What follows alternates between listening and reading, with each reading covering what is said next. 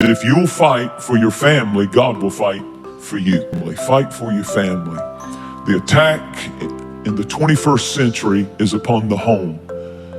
We have got to understand that the values that we cherish and the ideas that we hold dear are worth fighting for.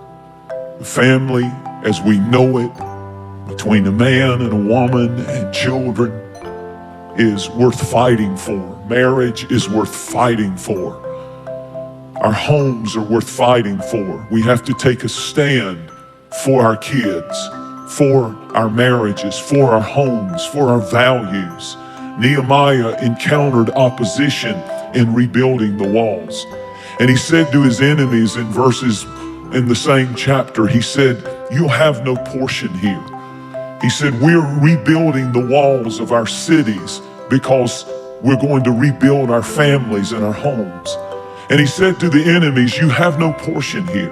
He went on to say, "The city does not belong to you. Our homes do not belong to you. The God of heaven, he will help us. He will prosper us. And we are committed to our families." Young couples better settle two things in this day and time. Number one, you better be committed to God, and you better be committed to your marriage and to your family. There's a cause worth fighting for. Our families are worth fighting for. Everybody gonna be trying to give 100. So you gotta go 120, right? When I tell you motivation is life, when I tell you that I need you the next 100 days, I need you to stay plugged in, right? Because the days you're not plugged in are the days you don't get 120. They say an alligator is so ferocious it'll kill a lion. But I can kill an alligator with my bare hands. Little E.T., how? They say when you want to kill an alligator, you kill it right after it eats. Because right after it eats, it gets satisfied. And it goes to a state like it's almost paralyzed. Some of y'all in this room, are you paralyzed? You had a little success? You done what nobody else in your family has done and now you chilling? Come on, you ain't hungry no more? Next 100, I need you to stay focused. Why? You should still be hungry.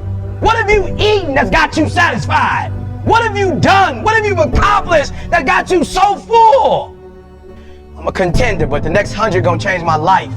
It's gonna change this world. We're ordinary people doing extraordinary things. If that's you and you feeling me, just say, "I can."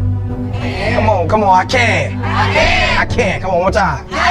Yep, I will. Yep, I must. All right, come on. I wanna put some context into it. They sent my mother-in-law home 8 years ago. The cancer metastasized throughout her whole body. They're like, "It ain't nothing we can do for you. Go home, spend time with your family." And people was like, "Yep, that's it for her." She said, "It's not it for me." And they said, "What do you mean it's not over for you?" The doctor said, "She said, I don't care nothing about a doctor.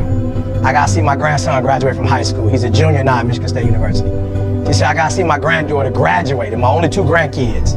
I gotta see my granddaughter graduate from high school, and she graduates in June." She said, "After that, I might die. But up until then, I ain't going nowhere." Are you hearing what I'm telling you? And what we said to each other is, "I can get through this. I will get through this. I must get through this." So I just need you to think about 3 people in your family that you love. 3 people. 3 people that you love. 3 people.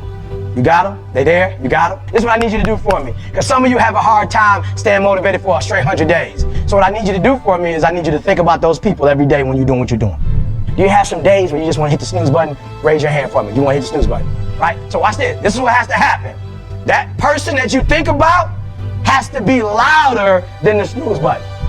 So when you think about Granny, you gotta think about, do I hit the snooze button or do I get up and make it happen for Granny? Are you hearing what I'm saying? Who you doing this for?